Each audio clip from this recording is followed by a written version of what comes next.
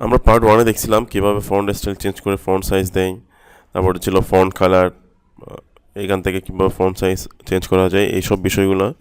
আজকে আমরা দেখব স্ট্রাইক থ্রো কী, সাবস্ক্রিপ্ট সুপারস্ক্রিপ্ট কী, তারপরে আরও কয়েকটা বিষয়। তাহলে আমি একটা র্যান্ডম টেক্সট নিয়ে নিই। গত টিউটোরিয়ালে দেখেছিলাম র্যান্ডম টেক্সট নেওয়ার শর্টকাট একটা টেক্সট আছে, সেটা হচ্ছে ইকুয়াল র্যান্ড ফার্স্ট ব্র্যাকেট শুরু শেষ দিয়ে এন্টার। আমার একটা টেক্সট চলে আসছে। এখন আমি প্রথমে দেখাই স্ট্রাইক থ্রোটা কী। স্ট্রাইক থ্রোটা হচ্ছে আমি একটা লেখাকে কেটে দিতে চাচ্ছি। যেমন আমি এই লেখার মধ্যে এই সেন্টেন্সটুকু আমি একটু কাটা রাখতে চাচ্ছি এইরকম, অর্থাৎ আমি ব্যাক স্পেস দিয়ে মুছে দিব না, আমার ডকুমেন্টের মধ্যে থাকবে কিন্তু এভাবে থাকবে। আমি যেটা করতে যাচ্ছি সেটা সিলেক্ট করে জাস্ট স্ট্রাইক থ্রোটা ক্লিক করে দিলে হবে। এবার সিলেক্ট করে স্ট্রাইক থ্রো। আবার যদি মুছে দিতে চাই সেমভাবে সিলেক্ট করে আমি আবার স্ট্রাইক থ্রোতে ক্লিক করবো, এবার মুছে যাবে। এটা হচ্ছে আমার স্ট্রাইক থ্রো। এখন প্রথমে আসি সুপার স্ক্রিপ্টটা কী। সুপার স্ক্রিপ্ট যেটা আমরা এ প্লাস বি হোল স্কোয়ার সূত্র লিখতে পারি, এ square plus two A B plus B square, সেটা আমি লিখে দেখাই।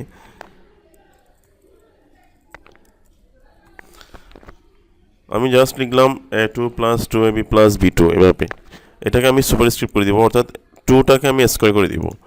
এর জন্য আমি জাস্ট টুটা সিলেক্ট করে এটা ক্লিক করলে আমার স্কোয়ার হয়ে যাবে, এটা ক্লিক করলে আমার স্কোয়ার হয়ে যাবে। এটা হচ্ছে আমার সুপার স্ক্রিপ্ট, অর্থাৎ উপরে যেটা থাকবে সেটা হচ্ছে আমার সুপার স্ক্রিপ্ট। এখন আমি এটা মুছে দিলাম, নাহলে আমি এই লাইন লিখতে পারবো না, আমার সুপার স্ক্রিপ্টে হয়ে যাবে। এটা মুছে দিচ্ছি, আমার এখন নর্মাল সেন্টেন্সে চলে আসছে। আমি এন্টার দিলাম। সাবস্ক্রিপ্টটা কি, আমরা যদি এটা লিখি লগ 10, 10টা হচ্ছে আমার বেস হয়, সেক্ষেত্রে আমি এটা দিলে নিচে চলে যাবে, অর্থাৎ সাবস্ক্রিপ্টটা হচ্ছে নিচে, সুপার স্ক্রিপ্টটা থাকবে উপরে। এরপরে আমাদের এখানে একটা হাইলাইটার আছে, এই যে টেক্সট হাইলাইট কালার, অর্থাৎ আমি যদি কোনো লেখাকে হাইলাইট করতে চাই এইটা দিলে সরাসরি হলুদ কালার হয়ে যাবে, বা আমি যদি অন্য কালার চাই সেক্ষেত্রে এখানে এসে এই যে ডাউন আইকনটা আছে ওখানে এসে যে কালারটা পছন্দ বা যে কালারটা দিতে চান সেটা দিয়ে দিতে পারেন। এটা হচ্ছে হাইলাইট কালার। গত টিউটোরিয়ালে দেখেছিলাম এটা ফন্ট কালার হাইলাইট কালার।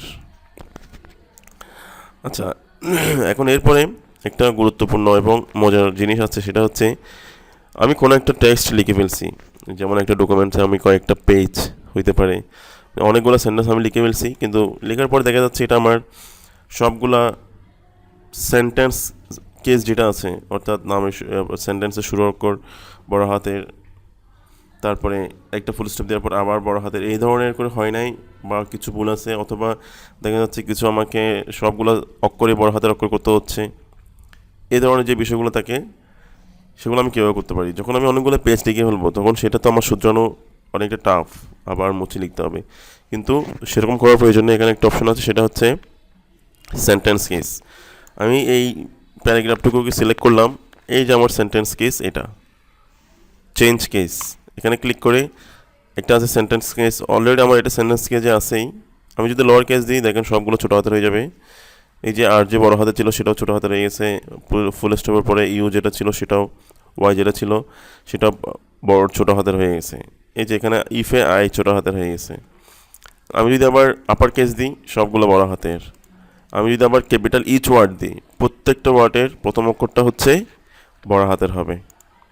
এরপর টগল কেস দিলে প্রত্যেকটা ওয়ার্ডের প্রথম অক্ষর ছোটো, বাকিগুলো বড়, অর্থাৎ আপনি আপনার কাজের সুবিধার্থে এটা করে নিতে পারেন যখন প্রয়োজন হয়। এরপরে আরেকটা অপশন আছে, সেটা হচ্ছে ক্লিয়ার অল ফরম্যাটিং। আমি যত ধরনের ফরম্যাট করছি সব মুছে ফেলতে যাচ্ছি, তখন আমি সিলেক্ট করে এটা যদি চাপ দেই আমার হাইলাইটটা মুছবে না, আমার বড় ছোটো করে এগুলো মুছে যাবে। তারপরে এই যে আন্ডারলাইন বোল্ড করা এগুলো মুছে যাবে। তারপর এই যে সাবস্ক্রিপ্ট করছিলাম সুপারস্ক্রিপ্ট করছিলাম এগুলো মুছে যাবে, কিন্তু কালার যেগুলো করবো সেগুলো মুছবে না, কারণ সেগুলো টেক্সট ফরম্যাটিংয়ে পড়ে না, এটা টেক্সট ফরম্যাটিংয়ে আমরা একটু বাইরে বলতে পারি। তো আজকের পার্টটা এইটুকুই থাক, এগুলো প্র্যাকটিস করবেন। এগুলো হচ্ছে একদম নতুনদের জন্য টিউটোরিয়াল, যারা এগুলো একদম বেসিক লেভেলের, যারা কাজ পারেন তাদের জন্য কিন্তু এই ভিডিওগুলো না। তো যারা এই ধরনের নতুন কাজ শিখতে চায়, আপনারা যদি আমার ভিডিওগুলো ভালো লাগে তাদের সাথে শেয়ার করবেন। আর কোন ধরনের ভিডিও চাচ্ছেন বা অন্য কোনো ধরনের ভিডিও যদি আপনারা চান, কোনো সমস্যার সমাধানের ভিডিও, আমাকে কমেন্ট করে জানাতে পারেন, আমি সমাধান দেওয়ার চেষ্টা করব। যারা নতুন আছেন আমার চ্যানেলটা সাবস্ক্রাইব করে রাখবেন, যেহেতু আমি পরপর ধাপে ধাপে ওয়ার্ড, এক্সেল, পাওয়ার পয়েন্ট এভাবে সবগুলোই টিউটোরিয়াল কভার করব। আপনারা সব ভিডিও যেন মিস না করেন, সেই হিসাবে আমার চ্যানেলটা সাবস্ক্রাইব করে রাখবেন।